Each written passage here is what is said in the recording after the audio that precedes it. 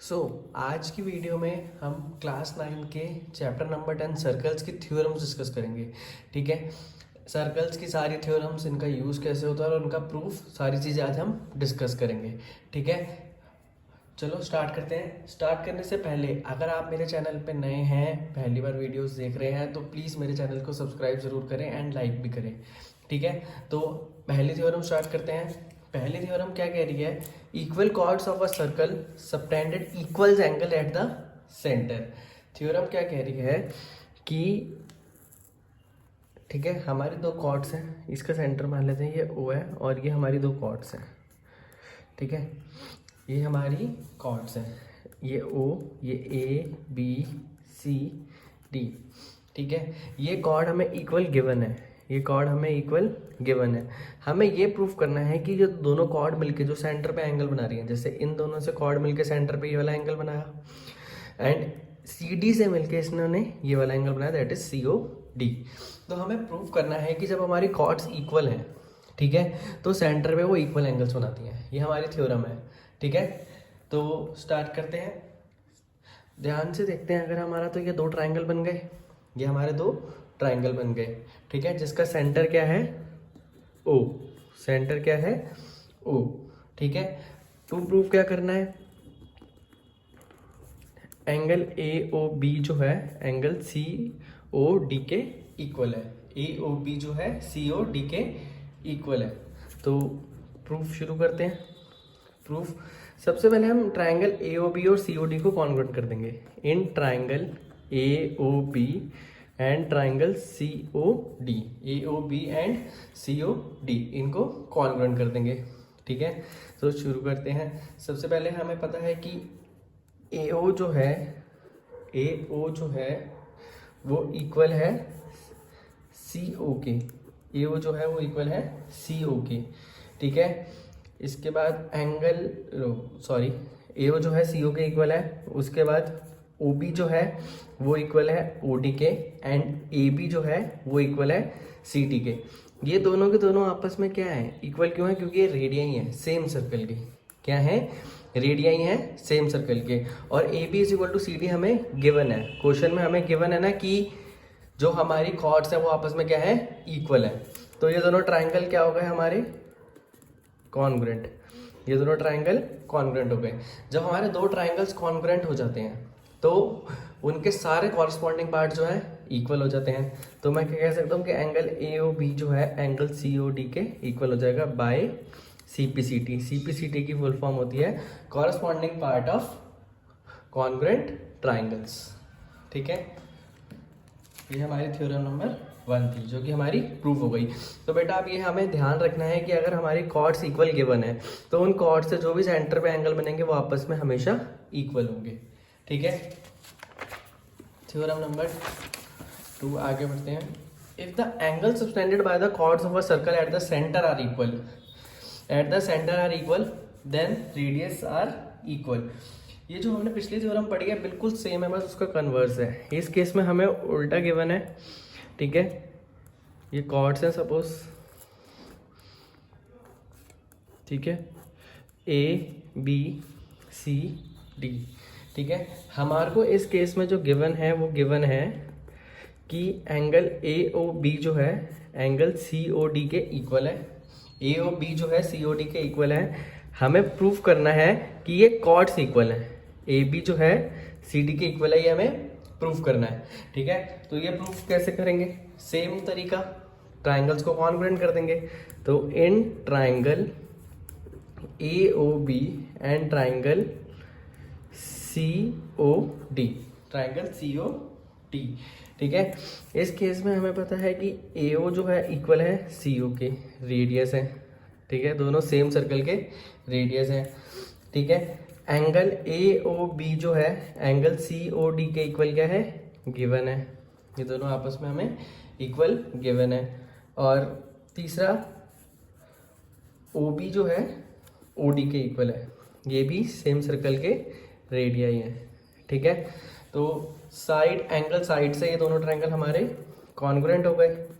Side angle side से हमारे ये दोनों ट्रायंगल कॉन्ग्रुएंट हो गए बाय SA एस।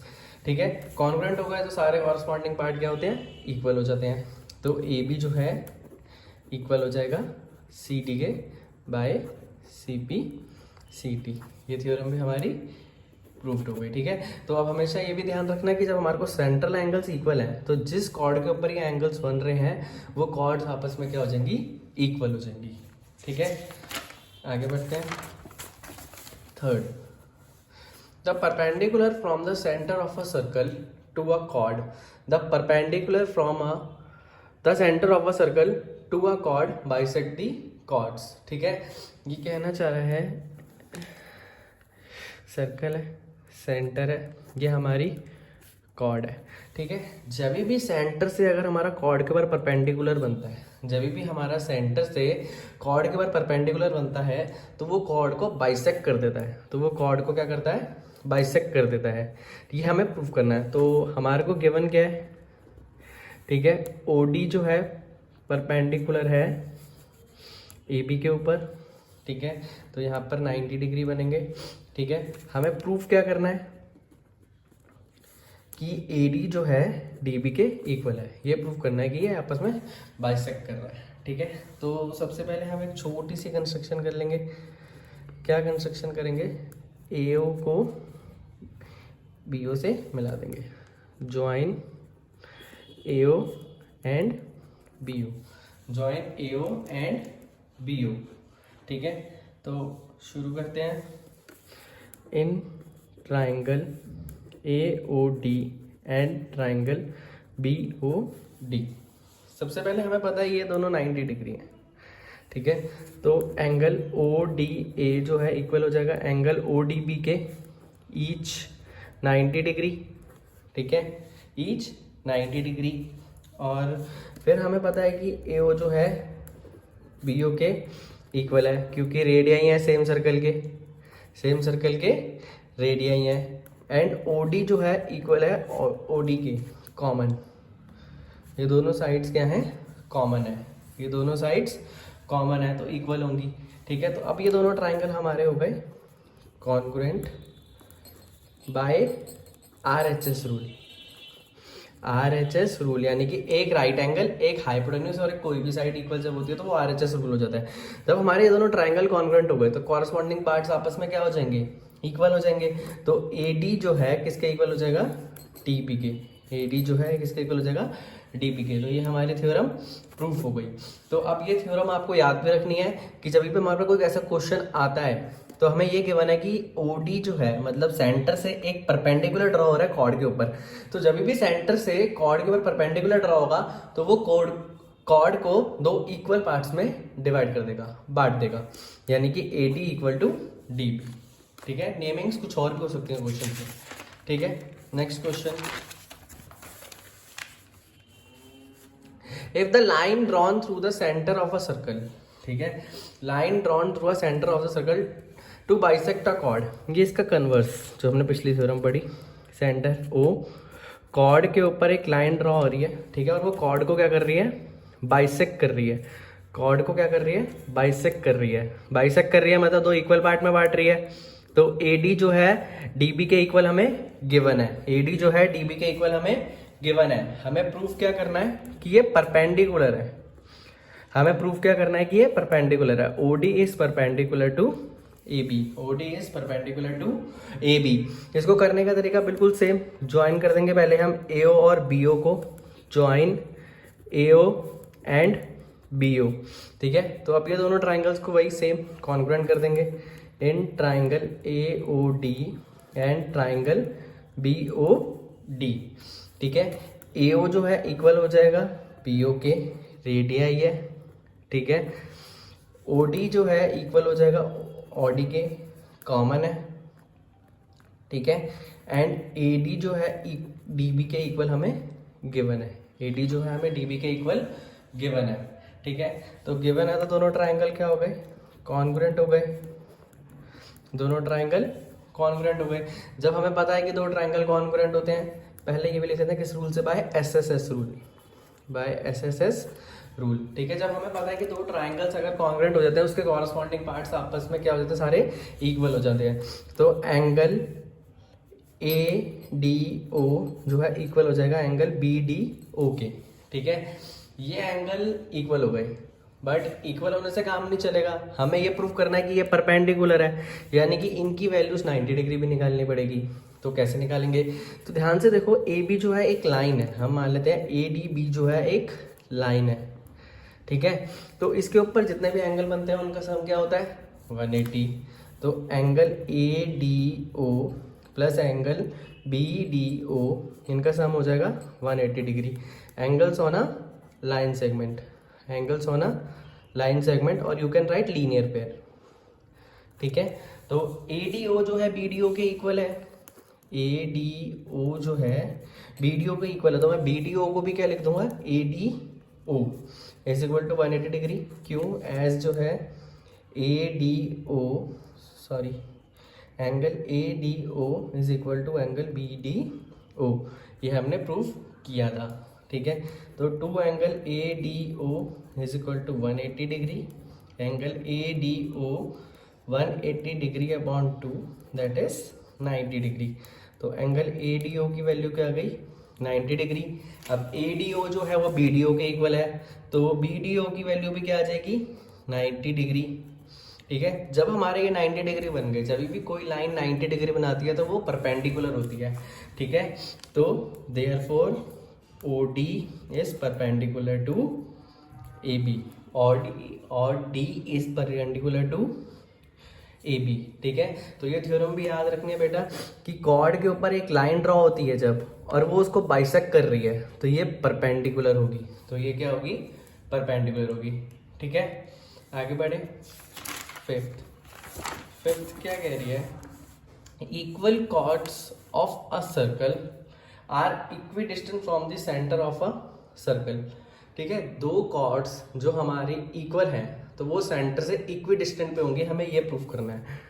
ठीक है, ठीक है, ये हमारा सर्कल, सेंटर मान लेते हैं ओ। ठीक है, ये हमारी दो कॉर्ड्स हो जाएंगी ए बी, और ये मान लेते हैं सी डी। ठीक है, ये दोनों कॉर्ड्स हमें इक्वल गिवन है। गिवन क्या है, ये दोनों कॉर्ड्स इक्वल, ए बी जो है सी डी के इक्वल है। ठीक है, हमें प्रूफ करना है कि सपोज ये ओ पी है और ये ओ क्यू मान लेते हैं, ये दोनों आपस में क्या है इक्वल है। इक्वी डिस्टेंस जब भी हमें प्रूफ करना है तो ये समझ लो हम हमेशा डिस्टेंस जो लेते हैं वो परपेंडिकुलर डिस्टेंस लेते हैं स्ट्रेट लाइन में। ठीक है, तो कॉर्ड्स हमें इक्वल है, सेंटर से कॉर्ड्स का डिस्टेंस भी इक्वल होगा, हमें ये प्रूफ करना है। ठीक है, A B is equal to C D given है, हमें प्रूफ करना है कि ओ पी जो है वो इक्वल है ओ क्यू के, ओ पी जो है इक्वल है ओ क्यू के। तो जो हमारा डिस्टेंस हमेशा होता है वो परपेंडिकुलर डिस्टेंस होता है, तो ये 90 डिग्री हो जाएगा। ठीक है, तो अब हम कंस्ट्रक्शन करते हैं एक। ठीक है, कंस्ट्रक्शन करेंगे तो हम ज्वाइन करेंगे ओ बी को एंड ओ सी को, ओ बी को और ओ सी को, ओ बी एंड ओ सी। ठीक है, तो अब शुरू करते हैं प्रूफ। तो सबसे पहले हमें ये गिवन है कि ए बी जो है सी डी के इक्वल है, तो हाफ ए बी जो है हाफ सी डी के इक्वल होगा, हाफ ए बी जो है हाफ सी डी के इक्वल होगा। क्यों होगा ऐसा, क्योंकि जब भी हमारी सेंटर से परपेंडिकुलर ड्रॉ होता है, सेंटर से परपेंडिकुलर ड्रॉ होता है कॉर्ड के ऊपर, तो वो दो इक्वल पार्ट में बढ़ जाता है, तो वो इक्वल पार्ट में बढ़ जाता है। तो यानी कि ए पी जो है वो पी बी के इक्वल हो जाएगा, तो पी बी जो है वो 2AB के इक्वल हो जाएगा, तो ए बी का हाफ जो है वो पी बी हो जाएगा। ठीक है, ऐसे ही सी डी का हाफ क्या हो जाएगा सी क्यू, सी डी का हाफ क्या हो जाएगा सी क्यू। ठीक है, तो अब हम क्या करेंगे, इन दोनों ट्राइंगल्स को कॉन्ग्रुएंट कर देंगे in triangle P O B and triangle Q O C. ठीक है, हमें क्या क्या गिवन है इस दोनों ट्राइंगल्स में, हमें ट्राइंगल में सबसे पहले गिवन है कि ओ पी बी जो है इक्वल है ओ क्यू सी के, ओ पी बी जो है इक्वल है ओ क्यू सी के। ठीक है, ओ बी जो है इक्वल है ओ सी के रेडियाई। ठीक है, और ये हमारे ईच 90 डिग्री। ठीक है, तो और थर्ड क्या गिवन है, पी बी जो है इक्वल है सी क्यू के, पी बी जो है इक्वल है सी क्यू के। प्रूफ्ड, अब अभी हमने ऊपर प्रूफ कर दिया। ठीक है, तो दोनों ट्राइंगल हमारे क्या हो गए, कॉन्ग्रुएंट हो गए। दोनों ट्राइंगल अगर हमारे कॉन्ग्रुएंट हो गए किस रूल से हुए हैं, RHS रूल से, क्योंकि एक 90 डिग्री हाइपोटेन्यूज और एक साइड, ठीक है। तो ये हमारे कॉन्ग्रुएंट हो गए, ठीक है। कॉन्ग्रुएंट हो गए तो इसके बाद हमारे सारे कॉरस्पॉन्डिंग पार्ट जो है इक्वल हो जाएंगे। तो OP जो है इक्वल हो जाएगा OQ के, OP जो है इक्वल हो जाएगा OQ के, हेंस प्रूफ। तो ये चीज़ हमेशा ध्यान रखना बेटा, जब भी हमारी अगर किसी सर्कल में दो कॉर्ड्स इक्वल हैं तो सेंटर से उनका डिस्टेंस हमेशा क्या रहेगा, सेम रहेगा। सेंटर से उनका डिस्टेंस हमेशा सेम रहेगा, ठीक है। नेक्स्ट इसका कन्वर्स है, chords equidistant from the centre of the circle are equal in length, ठीक है। हमारे को इसका कन्वर्स प्रूव करना है। सर्कल सेम फिगर ABCD, इस केस में हमें ये डिस्टेंस इक्वल गिवन है, हमें ये डिस्टेंस क्या है, इक्वल गिवन है OPQ। हमें प्रूव करना है कि कॉर्ड्स इक्वल हैं, गिवन है हमें OP जो है इक्वल है OQ के। प्रूव करना है कि हमें कॉर्ड्स इक्वल है, AB is equal to CD, ठीक है। हमें डिस्टेंस गिवन है, जो डिस्टेंस हमेशा जो होता है वो हमारा परपेंडिकुलर डिस्टेंस होता है, ठीक है। तो शुरू करते हैं, ठीक है। सबसे पहले हम इसको ड्रॉ कर लेते हैं। कंस्ट्रक्शन क्या है, जॉइन OB एंड OC, ठीक है। इसको हम ज्वाइन करेंगे, ठीक है। अब हमारे फिर दोबारा दो ट्राइंगल फॉर्म हो गए, इनको हम कॉन्ग्रुएंट करेंगे in triangle POP and triangle QOC,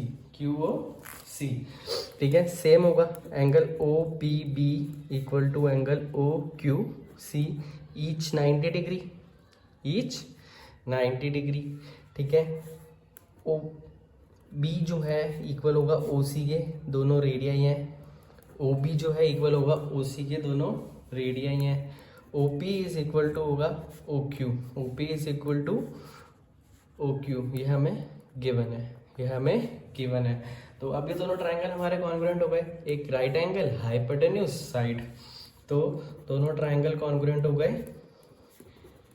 किससे, बाय RHS रूल से, RHS रूल से, ठीक है। जब हमारा दोनों ट्राइंगल कॉन्ग्रुएंट हो गए, ठीक है, तो कॉरस्पॉन्डिंग पार्ट्स इक्वल, तो PB जो है इक्वल हो जाएगा QC के, PB जो है इक्वल हो जाएगा QC के, ठीक है। तो 2PB जो है इक्वल होगा 2QC के, 2PB जो है इक्वल होगा 2QC के, ठीक है। AP is equal to PB होगा, क्यों, क्योंकि जब हमारा सेंटर से परपेंडिकुलर ड्रॉ होता है कॉर्ड के ऊपर तो वो कॉर्ड को बाइसेक्ट करता है, ठीक है। अभी हमने पीछे वाले थ्योरम में पढ़ा, तो बाइसेक्ट करता है तो इक्वल पार्ट में बढ़ता है, तो 2PB जो है वो इक्वल किसके हो जाएगा, AP के। AB is equal to CD, hence proof. ध्यान रखना परपेंडिकुलर जो है दो इक्वल पार्ट में बांटता है, तो AB जो है PB के इक्वल होगा, तो मैं PB को सीधा लिख सकता हूँ कि 1/2 AB है, ठीक है, हाफ ऑफ AB है, ठीक है। यहाँ AB जो है वो 2PB के इक्वल है, ठीक है। ये क्वेश्चन हमारा प्रूव्ड हो गया। तो ये भी ध्यान रखना जो थ्योरम से है कि अगर कॉर्ड जो है इक्वल डिस्टेंस पे होती हैं सेंटर से, तो वो कॉर्ड्स आपस में क्या होती हैं, इक्वल होती हैं, वो कॉर्ड्स आपस में क्या होती हैं, इक्वल होती हैं, ठीक है। नेक्स्ट, ये सबसे इंपॉर्टेंट थ्योरम है, the angle subtended bye an arc, the angle subtended bye an arc at the center is double the angle subtended by it at any point on the remaining part of the circle, remaining part of the circle। suppose ये हमारा centre है O, ठीक है। ये दो एक point हो गया सर्कल के ऊपर, इससे एंगल बन रहा है एक सेंटर पे, ठीक है, और एक रिमेनिंग पार्ट पे सर्कल के कहीं भी, रिमेनिंग पार्ट पे सर्कल पे कहीं भी, ठीक है। तो हमें ये प्रूफ करना है जो सेंटर पे एंगल बनेगा, ठीक है, जो सेंटर पे एंगल बनेगा वो डबल होगा जो सर्कल के किसी भी पार्ट पे एंगल बना होगा उससे, ठीक है। तो टू प्रूफ क्या करना है हमारे को कि एंगल बी ओ सी जो है, ठीक है, वो 2 एंगल बी ए सी के इक्वल है। बी ओ सी जो है 2 एंगल बी ए सी के इक्वल है। और यू कैन राइट कि एंगल बी ए सी जो है half of angle B O C है, मतलब इस एंगल का हाफ है ये, ठीक है। तो शुरू करते हैं, ठीक है।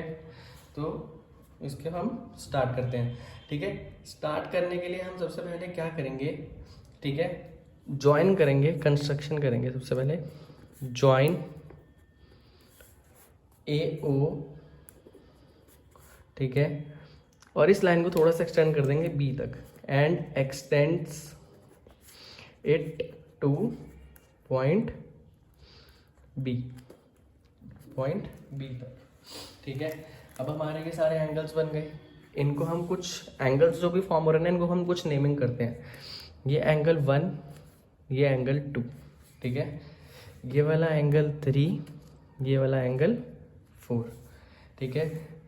इस वाले को लेते हैं 5, इस वाले को लेते हैं 6, ठीक है। अगर हम एक बार नेमिंग के थ्रू नाम लिख लेते हैं तो एंगल बी ए ओ को हमने लेट किया है 1, ठीक है, एंगल 1, और एंगल ए बी ओ को लेट किया है एंगल 2।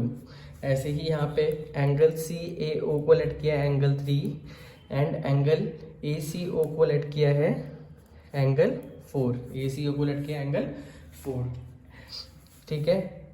इसको पॉइंट डी मान लेते हैं, ठीक है, सॉरी बी हमारा ऑलरेडी था तो इसको हम डी मान लेते हैं, ठीक है।